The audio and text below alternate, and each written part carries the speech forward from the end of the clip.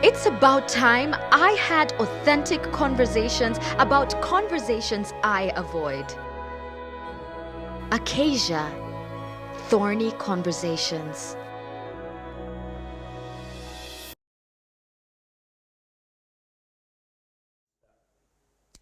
My father gathered us around the table.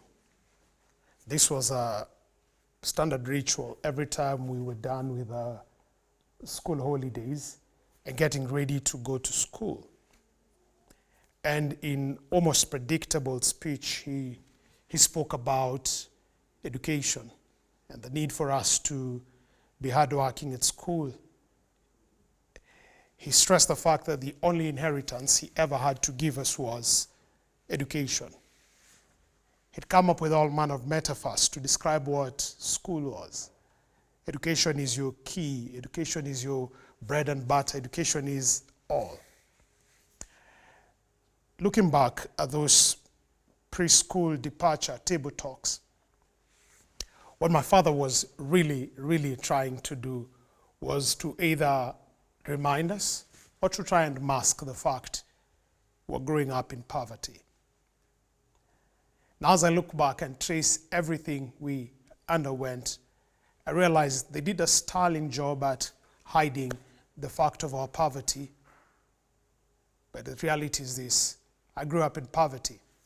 I know what it means. And that's what I want to talk today: poverty. Hi, my name is Saya, and this is Acacia. It's an authentic conversation about conversations I and you would like to avoid. And I keep inviting your comments, your questions, your concerns, because as the topic of this series is called, it's a conversation. So I want to hear from you. I want us to have a back and forth on this. So share your comments, your questions on the contacts that are being shared with you on the screen. The definition of poverty will again differ from society to society and from place to place. I remember listening a bit bemusedly when a few of my contacts in the West talked about their poverty and said things like, we grew up poor, our car had holes, and my head was thinking, you had a car? It had holes, fine, but you had a car. We've never had a car. My parents do not own a car up to this moment. And them having a car with holes is a sign of poverty. In my side of the world, having a car is nothing close to poor, regardless of the state of the car. So when people are unable to meet their basic needs in their respective societies, as a sign of poverty. And going away from the philosophical definitions of poverty, what's more important is to talk about the pain and the sting that it gives. I know what it means to wear patched clothes. I know what it means to opt out from school functions because, frankly, we just couldn't afford it. I know what it means to worry about the next meal because it was not necessarily guaranteed. I know what it means to have to go to boarding school with a severely slashed shopping list and a severely redacted amount of pocket money. I think we went for 3 months on $2 as pocket money. That's amount Dad could be able to afford. I know what it means to have to decide when going to primary school in the morning whether you will take a bus or have lunch, because you could not have both. The money you had in your pocket was either enough for lunch or enough for you to take a vehicle back and forth. And you had to meet timelines to reach home in a required time and be able to reach school in a required time. So I know what it means. So my version of poverty looks like that. I know what it means to live within one room, one single room, children who are a total number of 6 children and 2 parents, and as it is with our side of the world, to live with other people. So my version of poverty looks like that, having more than 10 humans sharing one single room at the same time and having to live through all those things. But poverty does not mean necessarily joyless. We're very joyful people, we're very friendly, we're very warm, we're very happy, but it is strenuous. It affects you in ways you are conscious and in ways that you're unconscious about that you later on come to realize. It makes you frugal, at times almost to a fault. In other places, I have seen individuals who've lived through poverty not being able to acquire the best of indicators in life. People growing in poverty generally do not get a very good education. And once that is in motion, many other things will soon cascade and will soon follow. If you don't get a good education, it generally means you probably will not get access to great health care. You'll not get access to great opportunities for financial inclusion later on in life. Generally, individuals who are not educated tend to marry from the same sort of people who are also not well educated, and then the perpetual cycle of poverty keeps on being replicated. Poverty is painful because money in and of itself is not bad, because for one thing, it gives options. When you don't have money, you reduce the number of options you have. As one of my friends argues and jokes about it and says, at times in poverty, what you have to choose between is cold food or no food. When you have a bit more money, you're able to choose between food type X or food type Y. In many poverty-stricken places, the food choice is already predetermined. What choice you process is whether it's hot or whether it's cold. If this has not affected you, you probably are interacting with somebody who has been or is being affected by poverty. We live in societies with extremely big inequalities. At a grander level, when you look at societies that are extremely unequal, it poses a problem. There's been an email thread that has done the rounds on the internet, which says, if we were to reduce the world's population to an entire village that is just 100, to condense it into a village that is 100 people, 60 of the people would be Asian, 12 would be European, 15 would come from the Western Hemisphere, and 13 would be Africans. 6 of these people would control 59% of the wealth of the village, and 30 of the people would experience malnutrition. We may argue about the statistics, but the picture it is trying to present is scarily very real, that a very small percentage of the world controls a lot of the wealth of the world. And the net result is not only the inequalities that are produced, but also the strain that comes with it. One is malnutrition and poor access to food. 2 is access to opportunities, whether it is education and financial inclusion. 3 is the disparity that we have with individuals and access to things like healthcare and other important services. And 4 is just the upward mobility of individuals is adversely impacted by poverty. Churches, communities, societies are all impacted. When a church is in a space that is filled with poor people, the ability of that church to attract resources is diminished. When a society has more people who are poor than they are who are rich, that society's ability to pull itself up is really hindered and impacted. How does this impact you at an individual level? It means things like, you know you have that relative who depends on handouts because you're poor.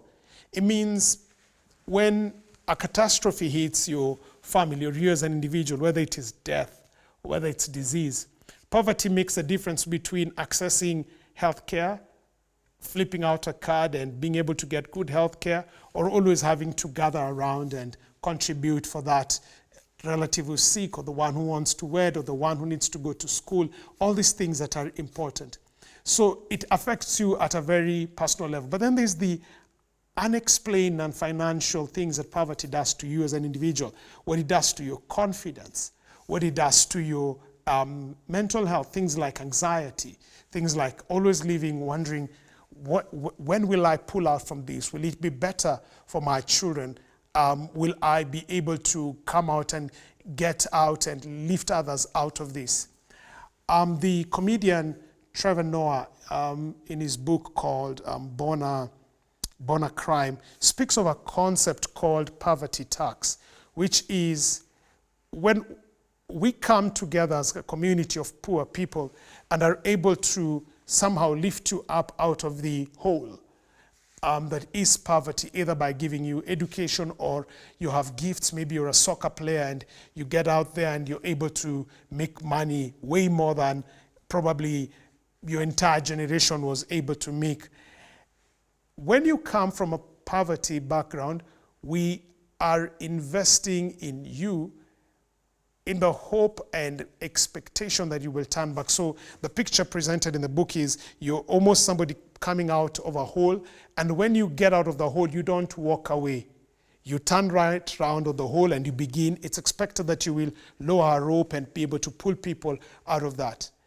When people live in that condition, they never exit from the hole, because despite the fact you're outside of the hole, you're always needed to throw back into the hole to get people. So there never can be people walking away from the hole, because the person you remove needs to turn back. Of course, there are a few people who get out of the whole poverty thing and just walk away and forget everybody else. That's one extreme. So all this is just belaboring that at an individual and at a society point, poverty is not just real, poverty does impact us. I have watched many clips of people who, because of poverty, were unable to get an education. And I come from exactly that. My father reached the second year of his high school and had to drop out because poverty. My mother reached the terminal point of primary education, and poverty did not allow her to progress. And so you can imagine the thrill they had when they sacrificed everything to get my siblings and myself and even some of my relatives through school. So you can imagine the thrill they had the days we were graduating from university, and for some of us who had to go to advanced degrees. It is because for the first time in several generations, my family produced graduates.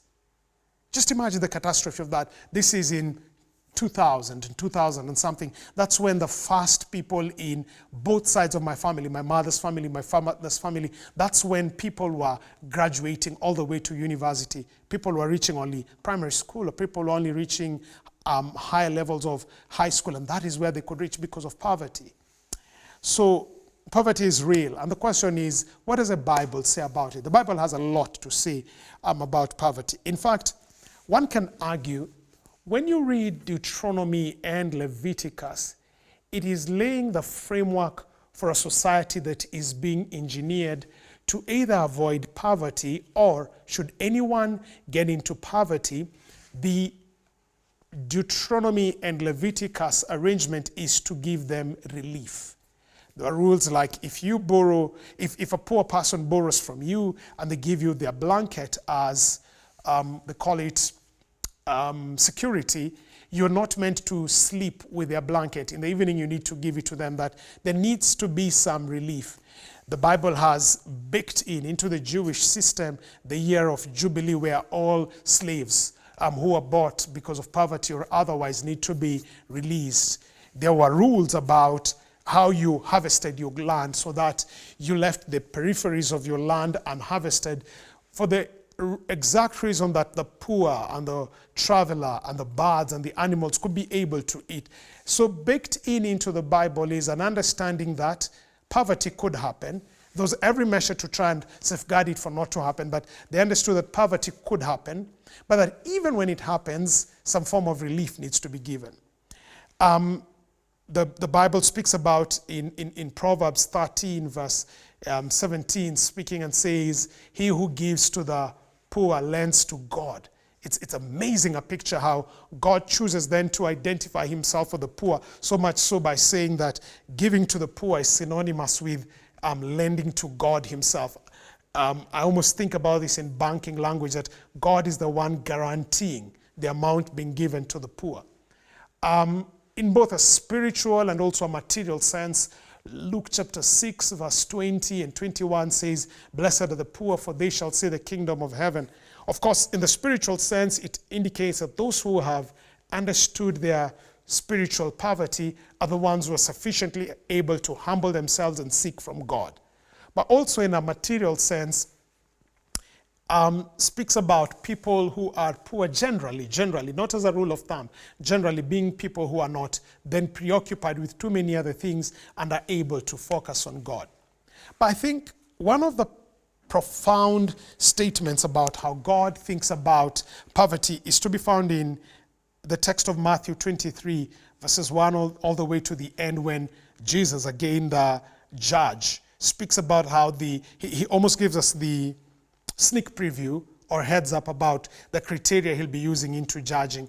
And he says, when the Son of Man will sit on his throne, he'll divide the people into two camps. And he will tell the people on the right-hand side, come into the rest of my Father, because I was hungry, you gave me food. I was naked, you clothed me. I was in prison, you visited me. And the righteous will ask, hey God, when did we see you in any of this situation? And Jesus will say those timeless words. He says, when you did this to any of the least of my brothers, you did it to me. So Jesus indicates that even in the ultimate final judgment, the actions done for the poor will be part of the criteria that God will determine to determine the just and those who are lost. Or let me put it in another way, that the righteousness of the righteous is is demonstrated by their actions towards the less privileged. That visiting the in prison, the giving to the hungry, and to the giving clothes to those who do not have clothes, that this in heaven is an indication of internal righteousness manifested outwardly. So God is very acutely aware about poverty. In any case, his son, Christ, was born into a poor arrangement. Mary Magdalene and Joseph the carpenter, who are the earthly parents of Christ, were poor individuals. So poor they were that they were not able to afford the sheep sacrifice for their son. When he was being dedicated, they gave turtle doves, which was the equivalent or the substitute for poor people. So God understands poverty, not at an intellectual level or a philosophical or a detached level. No, Christ, who was God among us, God who came and took our nature, did not come and live in opulence, though he could have afforded it. But he came and lived and identified with poverty.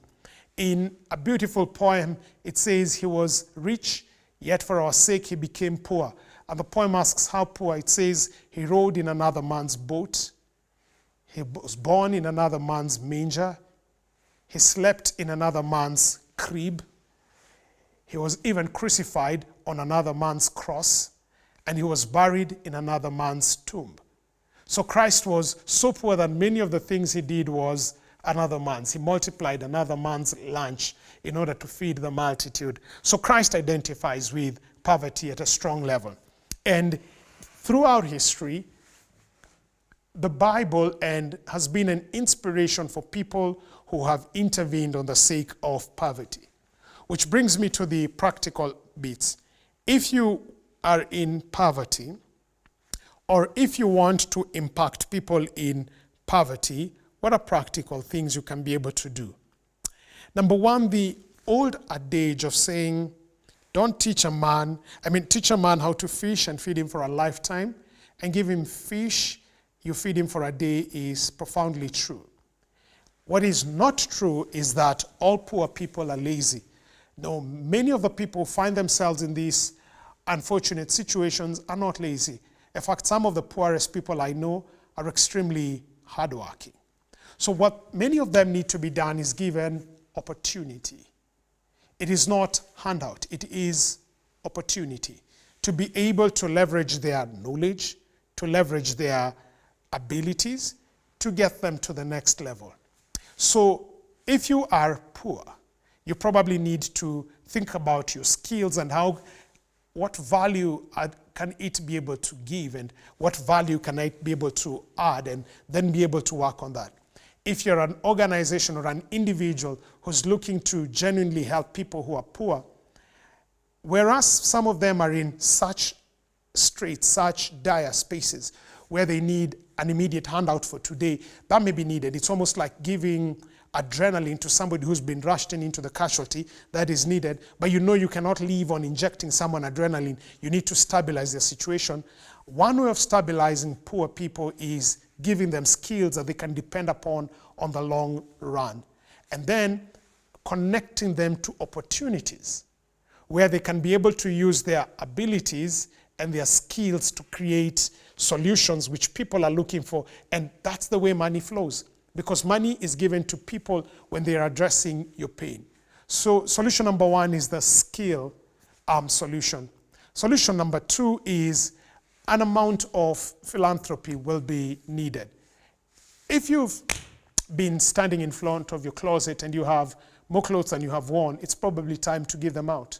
Because there are people who are so poor but very gifted, and the thing that is keeping them away is just good clothes. The reason they were not able to go for that interview, or the reason they're not able to put themselves out there, is something simple as the clothes they wear. Some of us have money to spare, for instance, that we have more sanitary towels than we need. There are many girls who are not getting a good education simply because every month they miss out a week of schooling because they do not have sanitary towels. Yet you have extra money. You could be able to just buy your sanitary towel donation. Make sure that that girl stays in class. And by her being in school, she is going to get a good education that will help her break out of poverty and then turn back to that hole I talked about a little while ago and help others out of it. So there's going to be a philanthropy solution. There's going to be an injection of this. But when we are giving philanthropy, let us not do it in a way that helps people do what we call learned helplessness. Let's not wear the savior mentality and jump into a place and think without us we cannot do. What is needed for philanthropy that works sustainably is one that collaborates with the recipient in a way that empowers them. Let me show this both biblically and then practically. When you look at the Bible carefully, every space Christ came philanthropically, every time he came and did what is called a miracle, he also required the human subject to do something in the miracle. When Jesus takes the boys' lunch, he took the boys' lunch, 2 fish, 5 loaves, he broke it up. That was a miracle.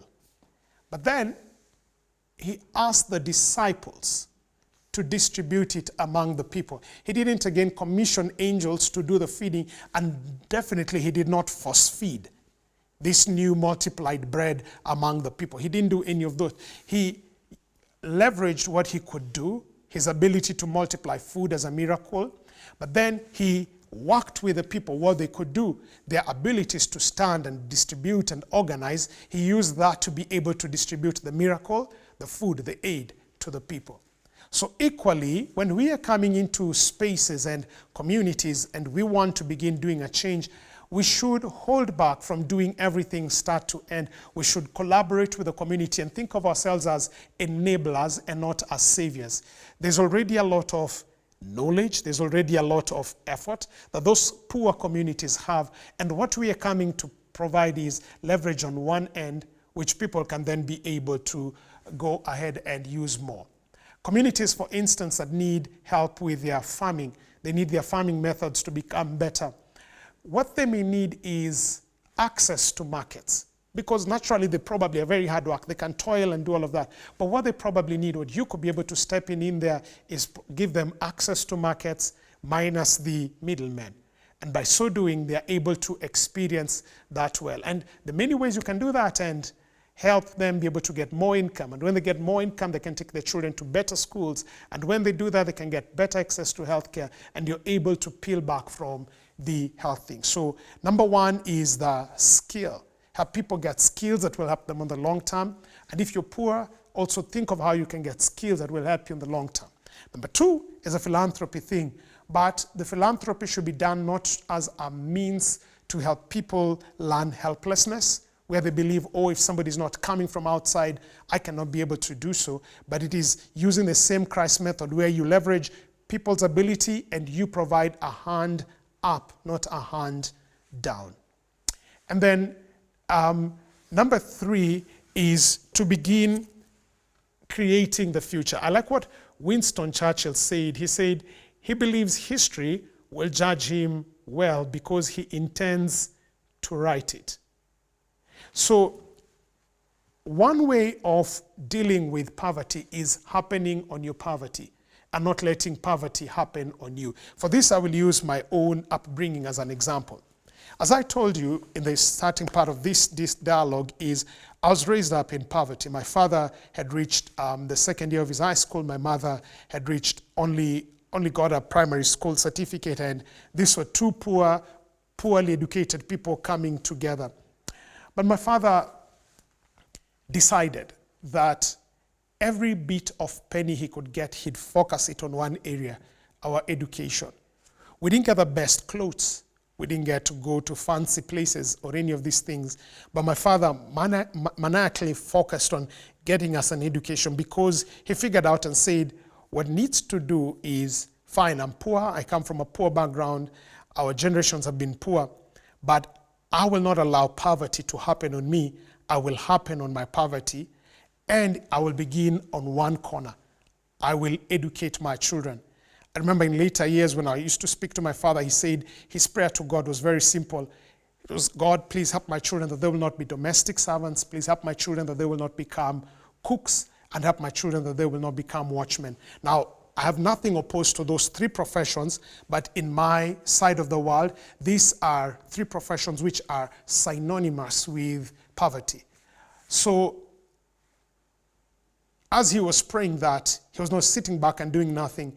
He was taking us to school. He was educating us. He took loans. He exercised goodwill. He tried everything within his power.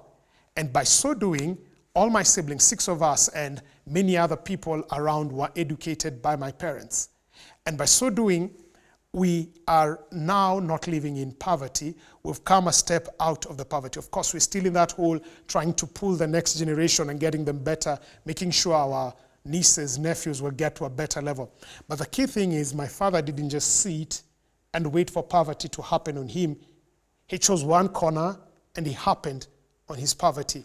And as a result, he may not have lived into the big houses that people think he should have, but then what has happened now is his children are at a better level. And by that doing, his grandchildren will be at a better level because he did not allow poverty to happen on him. He happened on his poverty. So poverty is real. Poverty is painful. Poverty is nothing anybody should wish for. Christ indeed said, the poor will always be with you. But the poor being with us is an opportunity for us to exercise the grace of giving, to exercise the grace of smart philanthropy, to exercise the ability of guiding people into new skills that will empower them. God is with us, and God can be able to help us overcome poverty. He had a system in the Old Testament. He's giving us the abilities to do this in this new time. You may not be able to change your world, you may not be able to change your governments, but you can change your space. You can overcome poverty, one person, one step at a time. Let's keep the conversation going. Till next time, this is Acacia, and I am Saya.